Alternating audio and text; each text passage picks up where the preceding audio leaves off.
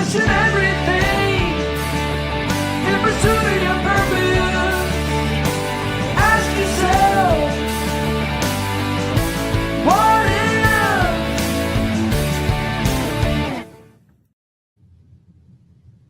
Thank you guys for joining us for another live episode of the What Are We Doing series here at Pursuit of Purpose. I'm Rob. I'm Chuck. And today, what's our title today, Chuck? Intentional living. Intentional living. Mm-hmm.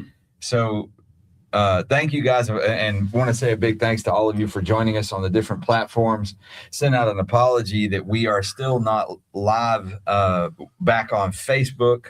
For some reason, our Facebook account got hacked, and I don't know if any of you guys have ever experienced that, but if you get hacked, it is very difficult to reestablish your account, and that's what we're working through, trying to get our Facebook platform back. So if it doesn't work out, I'll create a new one and we'll share the address. But here we are. So thanks for joining us on YouTube. Thanks for joining us on TikTok, X, Kick, Twitch, the various platforms. We're glad to have y'all. And as Chuck said, we're going to talk about intentional living. And to be very specific, we're going to talk about, do you plan your life? Yeah. And if so, how so? Right. And are you intentionally pursuing your own purpose? Do you have one, and do you know it? Right. And do you know how to discover it if you don't? Yeah. These are things they don't teach in the education system. And typically, unfortunately, most of us as parents, we don't know how to teach our kids either. Right. We do the best we can with the tools we have, but because parents don't teach their kids, our parents didn't teach us. They didn't. And I hate to say, but unless you are pursuing understanding that and the value of it on your own, you're probably not going to get it from an external source. So you really, and when I say pursuit on your own, that's books, that's, we do trainings and seminars, and people come to those things. Sometimes they're employees, but sometimes, they're on their own intention to be better people. I like the word intention. I did a class recently. These were just to talk about the various audiences that we have. A lot of times it's companies, but this happened to be parents who were the supporters and chaperones at a youth conference, which was pretty cool. So I said, well, let's just talk about intention. Intention is actually a force. It is a force in the universe. That's intention. But to be intentional, that's to be determined or strong-willed. So if we're going to talk today about things that you're pursuing, your vision, your mission, and if you do it with an intentional spirit, man, that's inspiration and that's accomplishment right there. So if you guys are just joining us, one of the things that I want to accomplish today is I actually want to take you guys through the process of establishing a vision and a plan for your life and how to do that if you've never done it. Because something that it was very difficult to understand that for me personally, because there aren't many just common tools out there that you just pick up on your own and learn how to do that. So I'd like to take you guys through that. And we teach here at Pursuit of Purpose, we have a certified purpose leadership course that we teach. And part of that process is this. And we've learned that this is one of the most valuable aspects. So we wanted to share it with you guys today because it's super simple, and things that are simple are doable. And not scary. That's right. So we're going to take you guys through that, and love to know what your thoughts are. Love to know how many of you out there actually are living a life with purpose. How many of you actually are, you believe you have a plan and you're pursuing a particular ambition for your life, and you're creating a result every day. How many of you are following a purpose with ambition and drive? And by the way, I see you guys. Thanks for joining us. I see Real. I see Buckshot Dylan, Juani. Thank you guys for joining us. Terry Chevalier. I guess I'm saying that right. Sounded good. Yeah. So thank you guys for joining us. let us know where you're at, where you're from in the comments. And also, before we go too far, I want to give a shout out to our sponsors. Stony Pettit with Texas Ranch Sales he has sponsored our set location. We are inside we call it the Vault of Purpose. So if you guys have followed the show before, and if you saw the intro actually shows you, hey, I see you, Texas Heart Doc in Austin. Thanks for joining us on the show. But if you guys have been watching the show for any length of time, you know that in the intro, it shows the money tree, and all that. So anyway, thanks for joining us. So the big shout out to Stony Pettit with Texas Ranch Sales. And then also give a big shout out to Highway Furniture. Highway Furniture of our awesome set furniture. These chairs are some of the most comfortable chairs. And I wouldn't mind having them in my living room, right, to be honest with you. For sure. And they can withstand a couple of guys that, are not careful. And our cameraman, if you're joining us on TikTok, our cameraman's drunk again. I'm not sure what his problem is, but he does that. He does that. Yeah. So, but anyway, thank you guys for joining us. He likes you, Rob. Yeah. He does. He's all about the Rob. So look. So anyway, back to where we were going. So if you guys have a plan and a purpose for your life, and you're currently doing it, I'd love to know that. And I'm going to guess, Texas Heart Doc, you judging by your name, it seems like you may be working a pretty focused purpose. For sure. So that's great. But something that we've learned is that, especially those of us of the male species, we tend to go through life in an experimental fashion. Okay. For, I don't know a better way to put that. Okay. A lot of us will choose a profession because we don't know anything better to do. We'll follow in the footsteps of our dad or our whoever our mentor was, and then we will end up in a job that's not necessarily fulfilling. Right. We'll end up in a position of life because we kind of get stuck there. I don't know. I hate to say it that way, but it happens. Well, and there's other factors that could cause us to be stuck. Partly, if we're in something for so long, we don't think there's anything else out there for us. Also, we're typical. Interrupt you, Chuck, for just a second. I'm sorry. This is a good comment here from Texas Heart Doc, because this goes straight to the heart of where we're the heart of what we're dealing with. Yes. And Texas Heart Doc's in Austin. I saw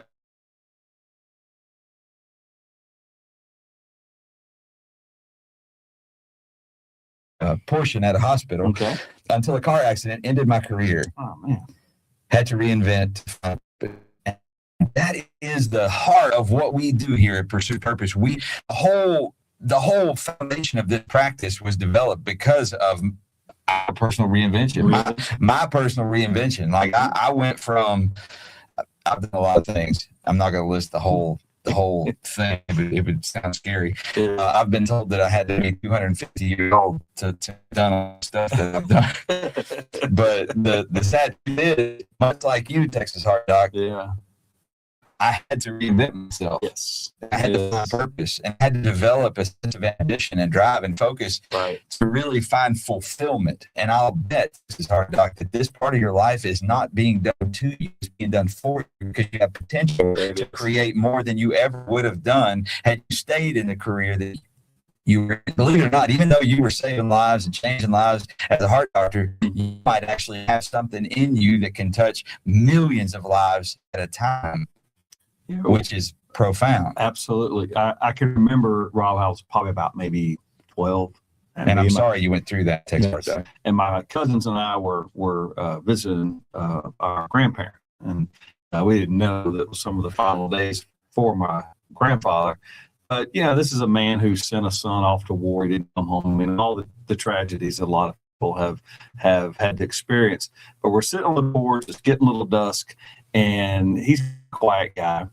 And he looks at us, he goes, "Boys, I'm going to tell y'all." We're like, "Sir," he said, "this world could take away so many things of value. Can never take away what you know." And that's all he said. I've used that and I've broadened that into, knowing how to do a craft, knowing how to love, knowing how to be ambitious. These are things that Rob alluded to. Those are on the inside. We find ways to bring it out. So it could be or it could be other purposes. You could have your own personal passions, your own personal ministries, if you will. It's going to draw it out. It's going to draw the character out, and it may even have profit somewhere down the line, whether that's friendship or money or what have you. Now, if it looks weird to you guys on camera, what I'm doing, I'm leaning over because my AI cameraman is somehow honed in on my face. So we're talking for a long time, so I wanted to give up the camera, and I can't unless I lean over. Should I come in some? Man, for me. No. No. But anyway, You're stuck with me. That's our doc. Oh, wait, let's see. We got. Smith says, why do the police strong arm the American people when car insurance covers bodily harm and property? I don't know the answer to that. But we are discussing an intentional living and the purposeful event of being able to reinvent yourself. So I want to talk about the process of reinvention and what that can look like if somebody is in a place where they are wanting to go through it and do it successfully, and what does successful reinvention look like? Okay. And then how to know you're doing it right, for lack of a better way to put it. So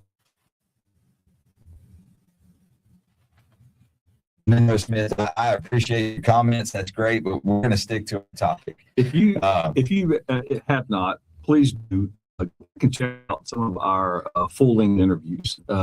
This is just amazing people, men and women who've done some reinvention. They've created amazing things. They've changed lives. But one of the last questions Rob asked for every interview, most of the questions are pretty consistent. It's the stories that are unique. It's the people that we're profiling.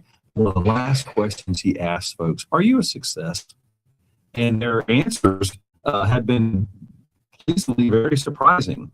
And few of them actually reference money. Most reference something else. And maybe we'll get into some of that today, Rob, as to what a success is. What's a success to you guys? Type it into us. Tell us what you think a success is in life. So something that we work on is establishing the concept of legacy in their mind. It's very valuable if you want to be if you want to think of yourself as a success, then what you're working towards should be what you plan to leave behind. And that means your legacy. So in just a few moments, I want to take you through a process that it's one of my favorite things. I didn't invent it, but I kind of put it together in my own way. And it seems to work. Yes. And you can use yourself to create yourself a living vision, a living purpose. And there's nothing about your purpose, nothing about your ambition or your direction has to stay the same. That's right. It is a constantly evolving and growing and changing thing. So Texas Heart Doc, thank you for sharing your story with us. How long ago did the accident happen? If you're still with us, Texas Heart Doc. How far are you in your recovery from that? I hope all is well. I hope you're okay. So it's been plus years. So how are you? Are you for therapeutic reasons? Because that is a big life change for you. Highly recommend that you find somebody to talk to, and eventually, hopefully, a mentor, and then you learn how to become a mentor to help other people reinvent themselves. Pay for amazing potential. Yes. I'd love to meet you. Texas Heart Doc, if you'd like, I'll put you on with us. He says, doing okay physically, but cannot be practiced. Yeah, I understand. Would you like to come live with us? Sure. Let's see if I can figure out how to do that. Yeah. So you'll have to forgive me. I'm sometimes technologically deficient. Bluetooth setup. Auxiliary mode. Are you there, Texas Heart Doc? Let's see. I can't. You cannot hear you. Let me see what I can do here. How's that? Are you there? Hey. I can see you. Yeah. Sure. I can see you, but I'm not sure why I can't hear you. Give me a second with me. How's that? Can you hear us? Is there any sound at all? You can't hear me. There you are. I can hear you now. Yeah. Welcome. Okay. How are you guys? Doing Great. Thank you. Great. So in your journey, I mean, 10 years ago, that seemed like a long time to a lot of people, but really, that's really not that long. No, so the story was I'm here in Austin. I was ahead of the heart hospital, managed a large practice, and I was coming home from a clinic, and I was stopped on the highway, and there's school buses, and I stopped next to the school bus, and the guy hit me at about 70. And I was at a stop and took out a lot of injuries, took my back, kept on working, and it was about 6 or 7 years later. I had blood clots in my leg, blood clots in my lung, took out my back, and eventually I just couldn't eat. I couldn't do the standing and sitting all day long because of the orthopedic stuff. So I ended up caring about so the accident, and I worked a bunch of years, and every year I had to work less and less, and then about 10 years ago I had to stop. Yeah. Just couldn't do it anymore. Yeah. And it's horrible because one of the things you realize is, for me at least anyway, that was my identity. And see, that's the thing. Yes. So many people feel that way. That is the number one most common way to feel about what you do is who you are. Mm-hmm. And that's really, it's really tragic Mm. to feel that way Mm. because your identity, what we want to do is work away from identity from within. Mhm. That way, no matter what you do outside, your identity is safe. Right. And we tie. And a lot of people see, I was as guilty as anyone else. I had no hobbies at all. All I did is work. And so you go, and when you stop, it's like a death, because all you think about, you go to work, you see all the people on the way to work, even people you don't know, people you say hello to, you get a cup of coffee in the morning, all that goes away. It is absolutely a death. It's Yeah. the death of your own life. Right. It's the death of the self that you thought you were. Right. So not only did you lose your profession per se, in part these leaders of your community, these people that you interacted with, people you worked with at the hospital, and all those different folks, and Yeah, they'll check on you a while, but it's terrible. yeah. So it took a while. I got really depressed. I put on about 60 pounds, like you said. It was hard. It was really, really hard. And what sort of happened at the same time, my son got transferred out to California, and he said, "Hey, why don't you move out?" And we were smart enough to say, "No, losing a career and moving at the same time is a little too much." So we kind of rented a place and went back and forth, and got really to grandkids that were just like 2 and 4. And the new role became that as a grandfather, which I never could have done. I was always working. Mm. And over time, they were able to move back here to Austin. So that was a new role, And now, the 11-year-old does all these sports things, which is insanity. So we do that a lot. So that helped me quite a bit. Yes. Well, and And what? that's what people don't realize. You think your job is your identity, but really your job doesn't show up and die, right? It's home and family and friends. Right. So what are you doing? I mean, as far as your daily purpose, I mean, I know you've got a legacy that you're dealing with your grandson, but A couple things here. I help out with the family. I became a ham radio operator. nice. Interesting, and no background in that at all. That took 6 months. I mean, you can't just go out and do it. You got to take a test, and I had to take physics and all that. Basically, so you don't electrocute yourself. That's really the reason. Well, people don't realize, man, you're putting out so many microwaves. You can cook food with one of those things. Oh, yeah. You go up to an antenna. and you can you can really hurt yourself. There's a little physics involved, but so I got involved in some of the clubs. And crazy, what I do now, I think more than anything, is the health system is so bad. I bet you, there's a local cardiologist. He says I send him more patients than anyone else, including everyone who's practicing, because basically no one can get into the doctor anymore. No one. I don't care what your resources are. You can't. Right. And so I have because I ran the heart hospital, I hired like 40 of the city's heart doctors, so I have a lot of friends, so I'm able to sort of align a little bit. Plus I do the triage to make sure these people don't. So I spend a lot of time being a healthcare advocate for people. Without it, you're doomed. That's a really cool thing to do, especially with your inside knowledge and connections. You're the perfect resource for that. Right. Yeah, basically to help. A great story. Someone wanted to their town and they couldn't get in, and I just didn't feel good. They wanted to take a trip and they would do a lot of walking. Well, they went in, and turns out they were pretty symptomatic. Hadn't said anyone. They ended up with their arteries had like a 90% blockage, and they were pretty bad off. Just never got to get worked up. And so, a couple of those. Lewis, I didn't take care of them. I don't like to think I got them in. But people, they don't get in, or they get frustrated and they don't go when they need to. Boy, those conditions, that was a clock that was running out of time, and thank goodness you helped discover it. Then unfortunately, I have an elderly father that they were living in Florida. My stepmom, she developed. We had to move him here because the healthcare there was horrible. And I've been navigating. He's 97. He's still pretty functional, but navigating healthcare for him and taking care of him. I like that you're still in the medical profession, albeit maybe not your original intent, but no way.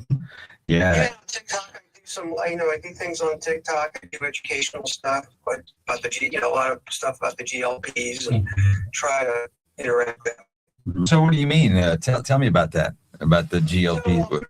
A lot of people are taking those shots, to lose weight.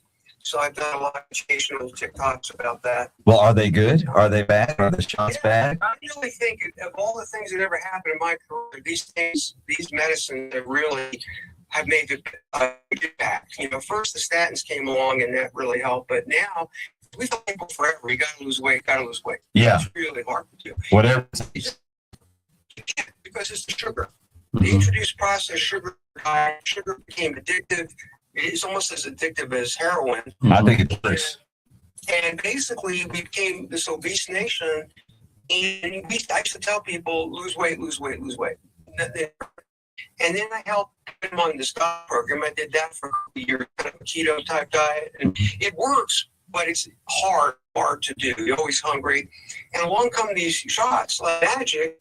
And the next thing you know, you're down 50 pounds, and it's not that hard. And you think, well, are there side effects? Yeah, but what they're finding is even in 1 year, people who had risks for heart disease but didn't have heart disease, 1 year after starting the meds had a 20% less risk of stroke. Wow. If you look up, there's a good guy, Gary Taubes, Taubes. He's the author. He wrote this book, The Case of Sugar. And if you look at what happened when processed sugar came back in our diet, that's when all these Western diseases started. Heart disease, stroke, cancer, gout, diabetes, you name it. And basically, we've been telling people for years to lose weight and haven't been successful. But now that they are, and rapidly, all of a sudden these illnesses are reversing. Now, there are some problems with the meds, all have side effects, but there's like 80 of them in the pipeline, and they're going to, because what can happen is not only do you lose weight, you lose muscle. Yeah. So now they have some drugs that make you lose fat, but spare muscle. And some of them actually, it's interesting, when it helps you lose weight, it also takes away addictive behaviors. They find that the medicines people stop. Sometimes it's sometimes you take away all pleasure in life too, so that's not good. But the medicines have made a huge difference and have given people at least back on life that they ordinarily, and a quality of life that they would have had. Right. It wasn't too many years ago. I was watching some news show, and they had a medical segment, and that particular physician said the number one addiction in America, probably even in the world, but definitely in America, is sugar. Number one. No, I mean, Yeah. it's interesting. The guys who work for Big Tobacco, before they worked for Big Tobacco, remember you guys, maybe a little bit younger than me, or the same age. Remember when you were a kid, they said the reason you burn up in bed is because your pajamas are flammable. When I was young, there was this whole thing about getting pajamas that weren't flammable. As if I was going to combust, I do recall. I was smoking in bed, it was because my pajamas would catch fire. So that was a whole switch for the tobacco industry. You know? And so they became, before they did that, these ad guys worked for Big Sugar. Recently, what they tried to do, I won't tell you which, but a big beverage company tried to get us to take money in our national society to say that the reason you're getting weight is not because of sugar, it's because you don't move enough.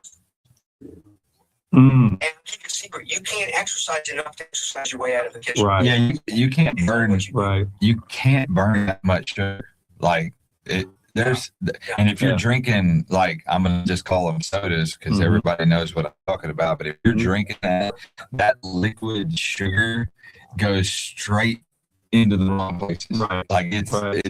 that's I think in No, my I mean, see, that's the controversy. When you read Gary Todd, controversy is, and I'm one of the guys that believes him. He basically says nutrition is very poor. He's a very compelling case. He's not a physician, but he's a New York Times winning author. He's very smart, has a Substack, and he really makes the case. I think a calorie of fat and a calorie of sugar are not the same. no, I think that's Sugar true. is converted in your body. Mm, A calorie of fat is not.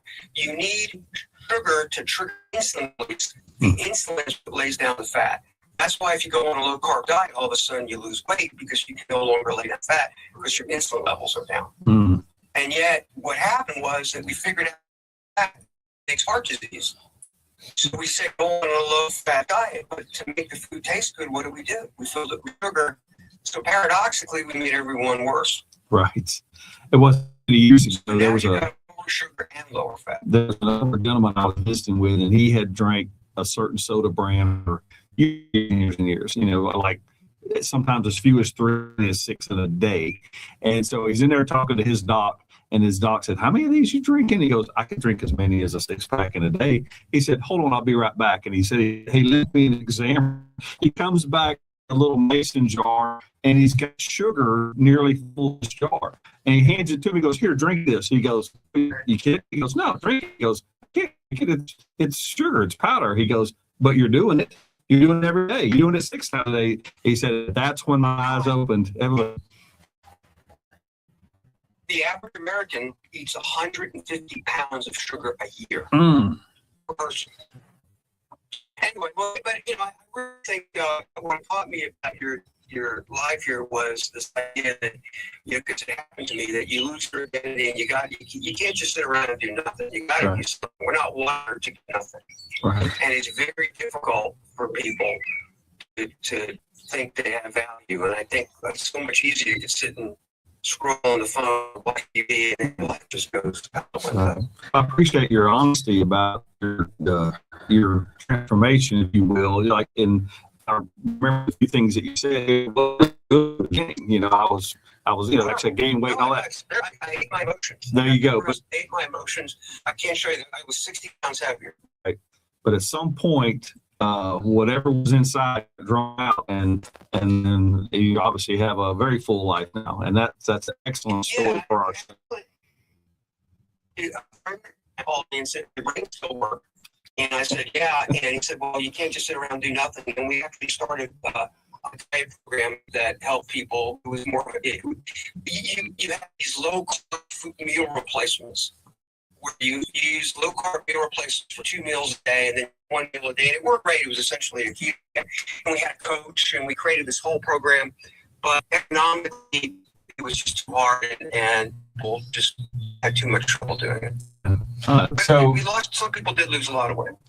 So when you got in this accident and you went through the process of being forced to change your life, how long did it take you to realize that invention was the key to you surviving and thriving?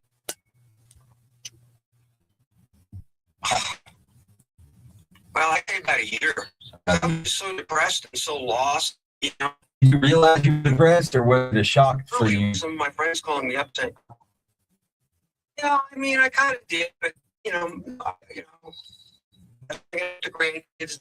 My family did push it, but I was actually. It sounds silly. I was watching Ice Truckers and what's the show? Oh, Botched. I was watching daytime TV eating cereal. Mhm. That's what I was doing all day. Right. You know, on cable TV. That's sugar for the brain, Doc. So Yeah, I know. one of the things that we notice is that people get into a career or job rather, and even for you, like you were a heart doctor. I don't know what your reason was. You became a heart doctor. Like it might have been because of the money, like the lifestyle. It might, who knows what the reason was. But just like you said, that job became how you unified yourself. Mhm. And because of that, well, that change happened just like with so many. When the change happened, it was out of your control. You instantly spun out. You went into depression, and that's and so many people like work through a job towards retirement. They think that's the whole reason to work. Mm. I have a job so that I can retire one day. They don't think about, so when you retire, who will you be? Right. Like, okay, so you're retired. Now what? Who are you now? You have to have. Yeah. One of the things that I often tell, You have to have. that I often tell folks is, I said, you know, I'm sorry, go ahead. one of the things I often share with people is, you know, the different roles, different areas we find our, you know, there are different dynamics. For example, in our careers, we talk to a lot of career people on our show. That's a give and receive. You know, it's an exchange, and you create that exchange. If you you grow in that profession, obviously the exchange is going to grow, you make more money, and those sorts of things. But I also often tell them, you know, find at least one or two things that you can do that there is not an exchange. It's just a pure gift with your grandchildren. It's just a pure give. You know, I expect nothing in return. But I know that you know they're going to come back because you do a good love relationship. So, but if you can do that, call it a ministry, call it a passion, call it a what have you. I think that just kind of balance. So we're not in this single lane. We actually have several lanes that can feed our souls, if you will. And I hope more people do that. I'm glad I found a few things, and you know, I can't dominate because I still have to make money, I still got to pay my bills, I still got to make my way, and those sorts of things. But I enjoy that because it's one direction. It's just a give, and maybe yeah. So I want to ask you, how did you? Was there a process that you used to get yourself back to being creative and productive, and like you transitioned out of depression into becoming an advocate for people, and then you got on TikTok and started talking about, you know, health education for people, or, you know, related to GLP-1s and all that kind of stuff. So, what was there a process you used? No, I mean, I think it started in retrospect by being fortunate enough to have friends who reached out, get me involved, and we actually then opened up a business. It was funny. We had opened up these little diet centers. We found a way that we could get people to lose weight, save money, get healthier, the whole 9 yards. I gave a lecture to, I think, something like 100 doctors who were all excited about it. We were booming, and this was March of 2020. So it happened right after March of 2020, and these were in-person clinics you have to go to lose weight. Wow. Right after that, boom, the world shut down. So, but it was that process of someone reaching out to me. Well, that's I was just very fascinating. fortunate. Mhm. So, I'm going to ask you your name. Do you mind telling me your name? Oh, sure. My name is Matt Phillips. Well, Matt, I really appreciate you joining us today and having this talk. Would you mind if I share with you what we teach people in our leadership class about how to develop. It would be great to hear it because I have to run pretty soon, so I was hoping to hear it before. So what we do, and it's so simple, and it's so simple it may even seem silly, okay? But if you'll try this, you can, and then teach it to other people. It'll change your life most likely. I mean, you're already in a very positive way, but then you can use it to help other people change their lives too. And it's, like I said, so simple and effective. So, when we die, summation of our life is given in a speech that lasts from 5 minutes to 30 minutes, right? At our funeral, our eulogy, we are eulogized in such a short period of time. All they do is get up there and give the highlights of what they think are the highlights of our life. Isn't that something? Have you ever thought about that? That's why you have to do a video. So you do it yourself. So in that same frame of mind, I challenge people to metaphorically kill themselves, to write your own eulogy, but write it. Writing is very important. Not videoing it necessarily until you get it refined, but this process of eulogizing yourself, and not now, not today. You don't die today. You look in the future. So, like, I don't know your age. I'm not going to put you on the spot here, but let's say you live to 90 years old. So you go to your 90th year in your mind, and you imagine what your eulogy would be at your year, or 99. My grandfather just died. He was 99 years old. He almost made 100. He was a World War II veteran. And he's for the inspiration for this practice, this thing we created. But anyway, so you go there in your mind and you write it. You write your own eulogy, but you don't stop there. You make this a regular practice. So you set yourself up a pattern of writing and rewriting your eulogy. So you'll do it the first time, and it's never going to be good the first time. Chuck likes to say the first is always the worst. and that's true. So the first time you write it, then you go back and read it again and rewrite it. And you get in the practice of having it as a living vision for your life. And it will be amazing how you begin to attract to you the parts of life that are needed to create the eulogy that you imagine. And the purpose you'll feel in doing it will just bring you such fulfillment in your life. And what do you think about that, Matt? I mean, have you ever? Well, I think, you have to start, it's called defining, but you're basically saying is you want to define expectations and define expectations for yourself in a way. My expectation, but the challenge though is getting started, right? You have to find the opportunity to do it. And that's because I think a lot of people have an idea of what they'd like to do, but I think how to get there is the challenge. One of the things that we do, not only in our classes, even in some of our individual work as coaches and counselors, is we'll do this same exercise because part of the purpose is to get them thinking about how they want to be remembered, the legacy they want to leave, how they want to be identified. And so at some point, I know both of us have talked to people individually. Now take that full speech, let's do some bullet points, and let's read those every day for, I don't know, give yourself a third of the year, 15 weeks. And it's almost like remembering lines from a poem or from scripture that means something. Eventually that becomes part of our identity. And we start living what we're thinking.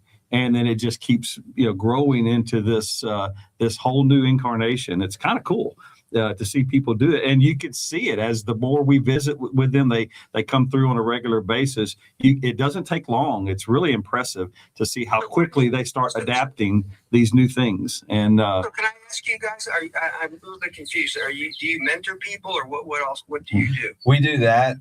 We also do a full-blown certificate course on leadership development, and we do culture building. We go in and do assessments for companies to find where there are opportunities for improvement, and then we tailor the course accordingly, depending on what they've got. You must, Quint Studer. Have you read his stuff? No. Studer, Quint Studer. I will. Yes. Thank you.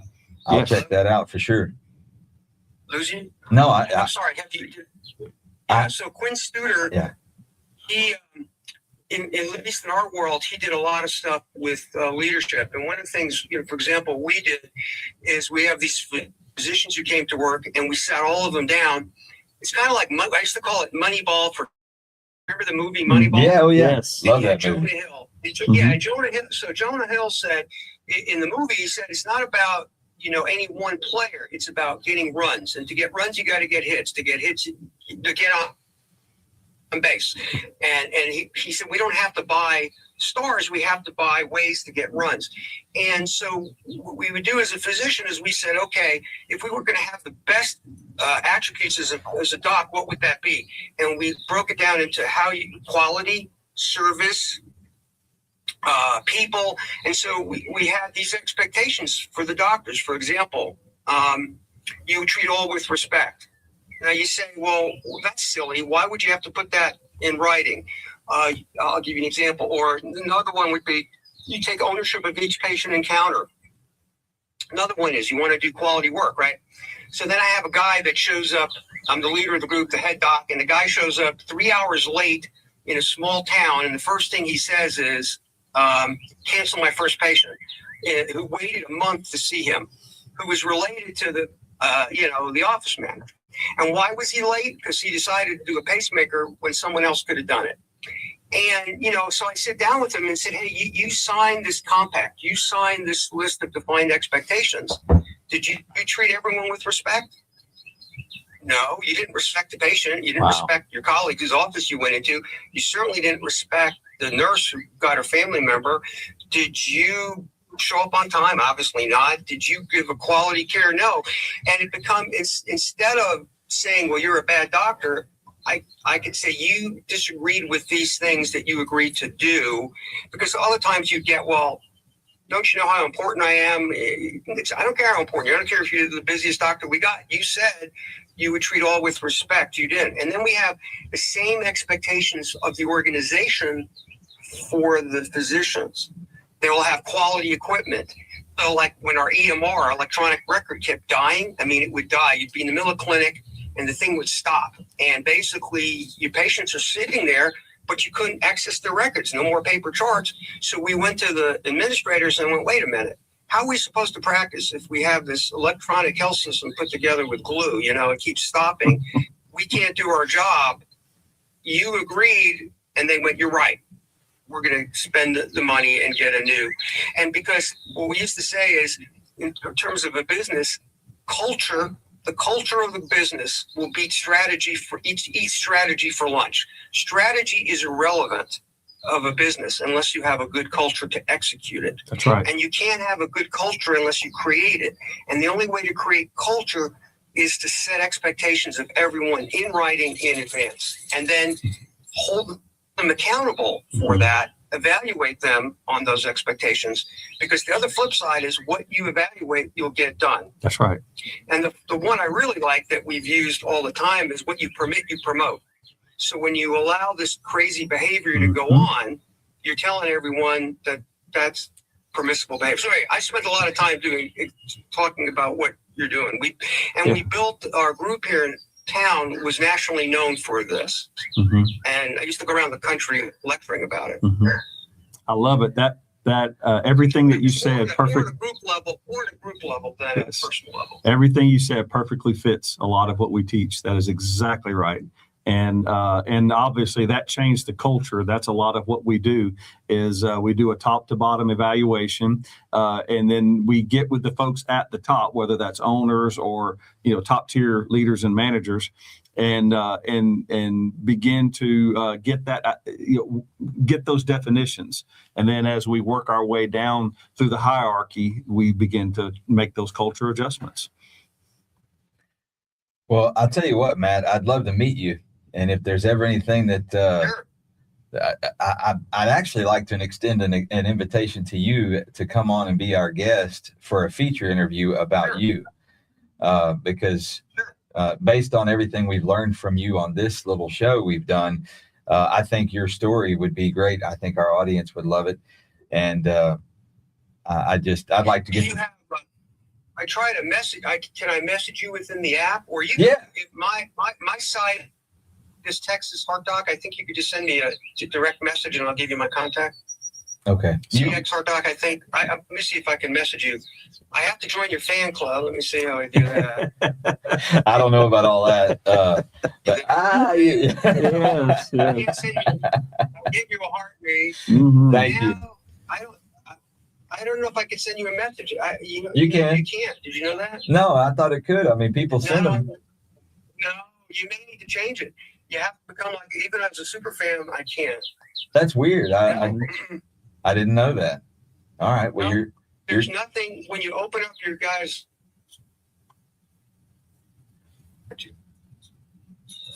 Well, that might be something worth changing. Mm. Okay. I'll check that out. See, I'm learning. TikTok's kind of a new platform for us. We've been on YouTube, Facebook, X, all those other ones a little more, and I'm learning this one. So I appreciate you. Well, why don't figure out if you text me up or contact me through direct message or whatever, and I'll be happy to do it. Okay. Very good. Very Yeah, good. because we've done exactly. Our group, the group. Where are you guys located?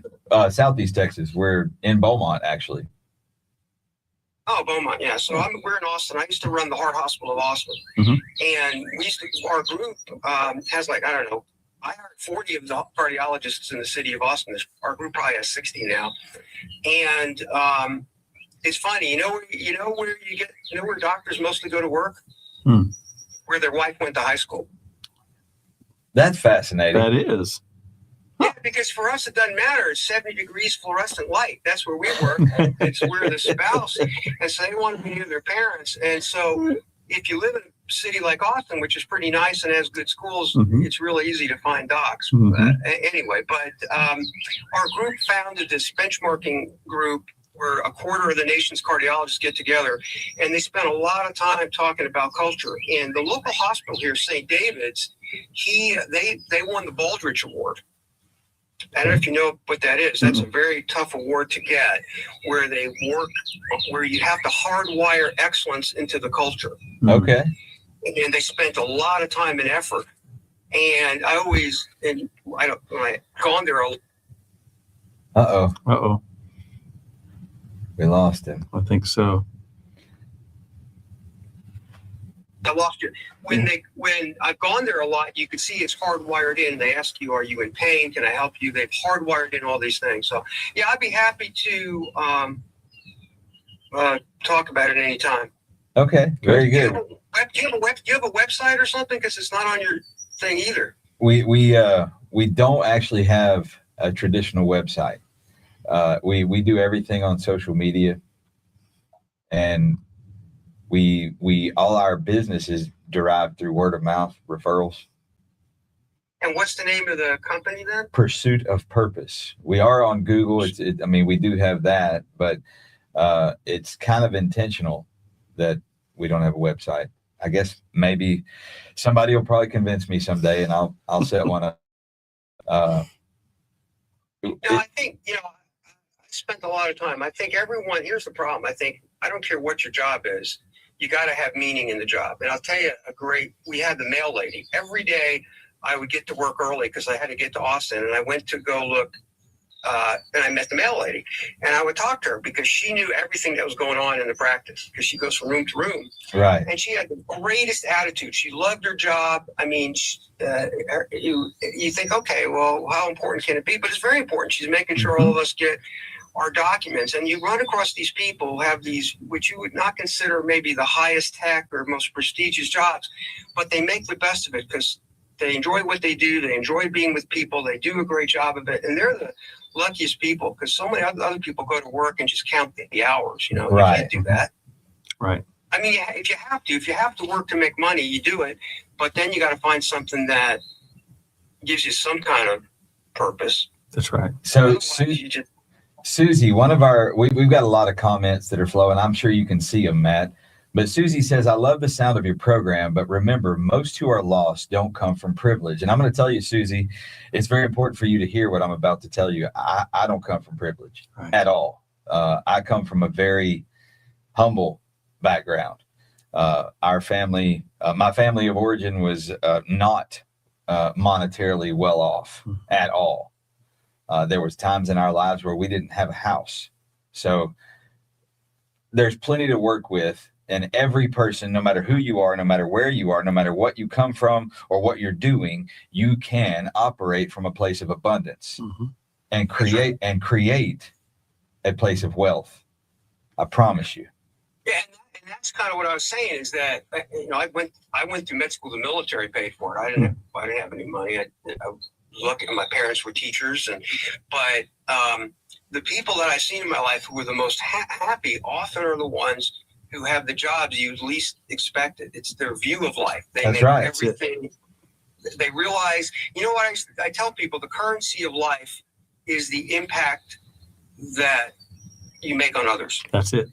That's the currency of life. So if you can do something where you impact others' lives in a positive way, you get rewards. And Perfectly I said. mean, that's maybe why I chose medicine and what I'm still trying to do. But and you could do that. You could impact people's lives in any job. That's right. Right, just like as the mail lady, she's every time you see her, you smile. So she, everyone's stressed, everyone's upset, but she comes along and she makes your day better. That's right. And the fascinating thing about that is, just like you point out, Matt, no matter what your outward circumstances seem like, you'll attract to you what you project. That's right. Correct. Like the people that work at Walmart, some of them are miserable. Some of them, and you can see it all over their faces, but some of them love their life and they don't care where they are. That's right. And those people, you actually want to go talk to them. There's a particular checkout lady at our Walmart, and I'm not going to say her name, but she's super sweet. She's a widow. And I love when she's working, because for that little 30 seconds or however long it is that I get to talk to her, she's just full of positivity. And I guarantee you that she blesses more people than we could count. Right. Because of where she is. My son worked for Walmart when he was like 16, 17. And it was funny because they told him that if they do well, he gets like a bonus.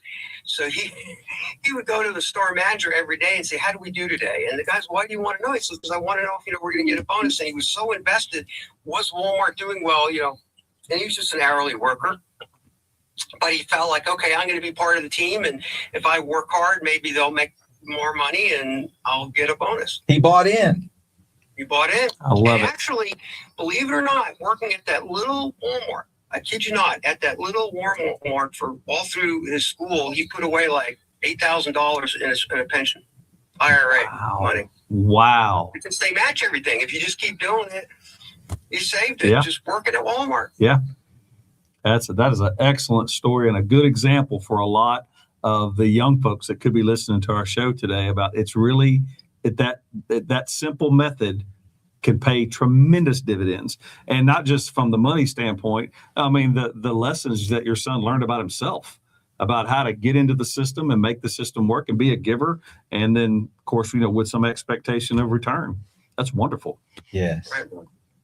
Well, I'll tell you what, Matt, it's been a pleasure to have you on with us Nice to today. talk to you. Yes. Thank you to our audience, for all of you, for all your comments and involvement. We really appreciate it. Back here next Tuesday at 10 o'clock for another live show. And Matt, I'm going to get with you after the show. I'll figure out how to message you and we'll get connected and we'll set up. Open up messages on, you should open up messages on your profile and I'll send you my contact. Perfect. Good. Perfect. Right. Take care, guys. Thank you, Matt. Thank you you. very much. Have a great day. You too. Bye-bye. Well, guys out there, thank y'all for making this show a great show. Thanks for everybody's involvement today. It's been a fun conversation. But remember, just to keep it simple, if you want to develop purpose, if you want to develop focus, and you want to learn how to have a vision for your life and create legacy, in your imagination, take yourself to your funeral. And write your own eulogy and make that a process that you do at regular intervals. Make it a living thing that you create. Right. and watch the things that you want it to be said about you in that eulogy. Watch as your life Right. brings them to reality. Right. We had the most interesting experience this weekend to reiterate that point, Rob. There's a guy who wants to know your name. That's Chuck. Chuck. Thank you. Yeah. And we went, my friend and I went to a celebration of life. And it was a young mother. She was tragically killed in a car wreck. My friend is related to this family. But there were some people speaking and what have you, and they were able to highlight some of the beautiful things that this very short 40 years of living did to change lives.